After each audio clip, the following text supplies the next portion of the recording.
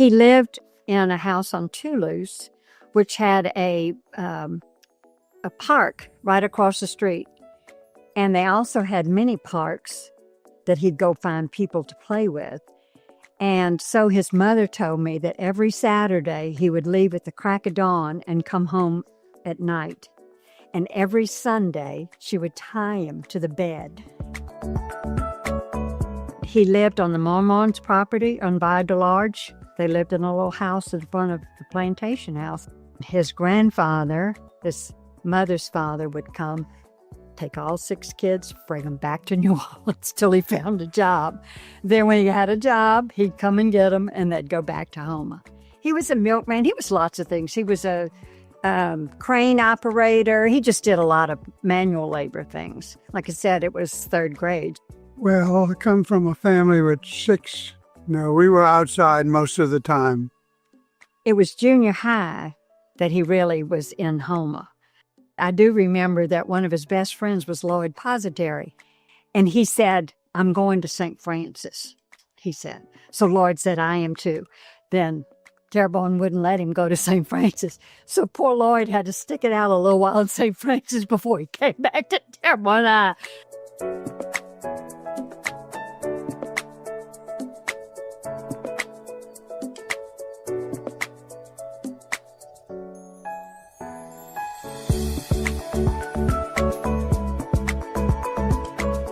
C.O. Cologne, he was instrumental in helping LSU get Merl, and we became friends with him. And C.O. had a company in Houma, but he lived in Baton Rouge. So we saw him in Baton Rouge as well. We were young, and they were older and had kids and all, but we would visit with them. Tulane was an option. Some of the other schools, they're not identifying the names right now. When he was at LSU, because of the means that they had no means, he never had a vehicle. Probably until he was a senior, maybe he had something. And he used to hitchhike. And of course, those were the days where people picked you up. And, and he didn't have a problem getting home, getting back and forth. LSU did not draw from the country. Most all of the players were very close, and like a bunch were from Baton Rouge. And in high school, Terrebonne used to come and play the schools in Baton Rouge. That was their district. Cannon was at Ostruma. Johnny Robinson was at U High. Warren Rabb, Gus Kinchin were at Baton Rouge High. Durrell was from Lutcher. They were all great. They were just so tight-knit. I just can't tell you that they just spent 24 hours a day together. They just had a bond. And I don't know that there'll ever be anything like that again. We were like a society, very close together. We had a good coaching staff. Well, I think Dietzel was very strict, but you see, he played defense. So Charlie McClendon was the one that he really adored because he's the one that he spent the majority of the time with. It was very competitive. There was no laziness about it. The Chinese Bandits, I don't know that anybody scored on them, or if they did, it was very, very few.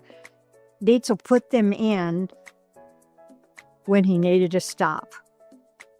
He actually got stitched up in a dressing room, and the wound weeped for a year until they opened it up and it was full of grass. They did not give him much stuff like they do now. It's just like, here's a shot, get back in there, kind of time. Yeah. Very difficult practices. I'm sure that there's not that many people in the world that can say they scored a touchdown for LSU, so that has to be one of the greatest highlights. And of course, with the 58 team, we had several reunions that were very special. And the last one, my kids were big enough, and my grandkids were big enough to enjoy it, where they put them out on the field.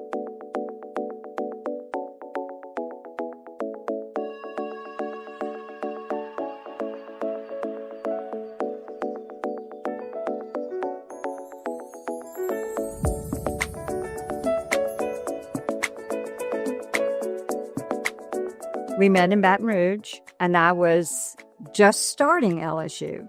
And we had gone to I had a blind date with somebody, and he was at the Pastime, which is very famous in Baton Rouge, and he was with a friend that I knew.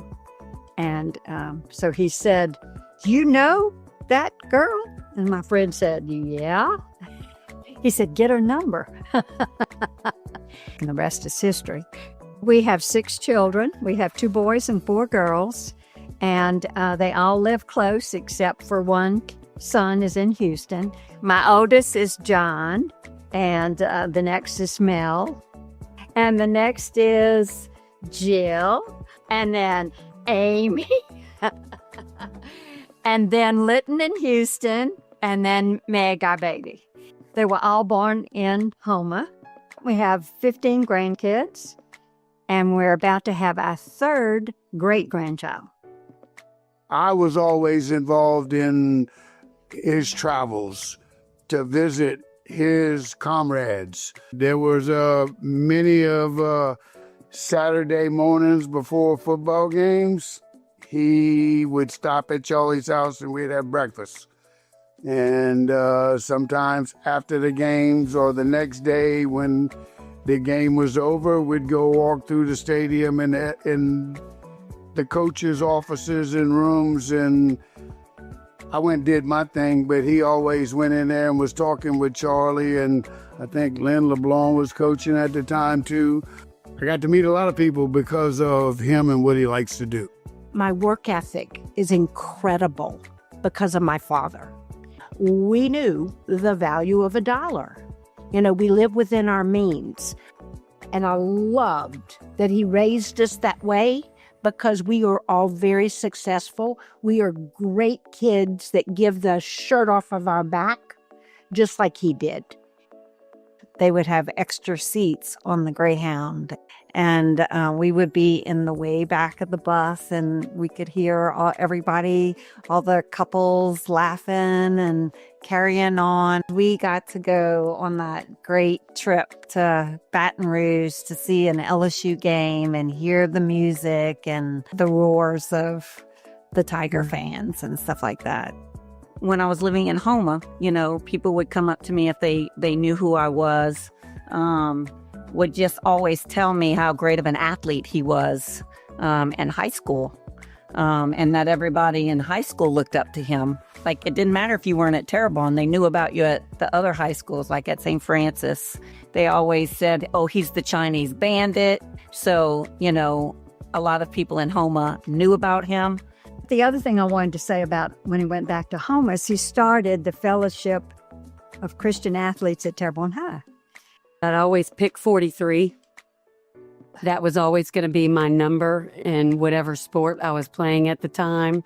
My kids today, when they were younger, would pick 43 because I picked it because of him. He is always at his college weight. Always. If he's too much or not enough, "Yep, I'm at my college weight," and he was very proud about that. Can you imagine at 185 or 190, a college football player? One thing that I think I learned a lot from him, he was always educating himself, always reading, always learning. You take care of people. You put people first. And your mother. And my mother. He was a quiet leader. I would like to be a quiet leader in my adult life. Life in Houma meant so much to him. LSU meant so much to him. And, you know, just bringing back what he could for kids, for people, for Houma. He graduated from LSU. He came from very, very poor family. He would not have had an education if it had not been for LSU. He is forever grateful. I mean, he owes his life to LSU, and he became very successful after that because of LSU.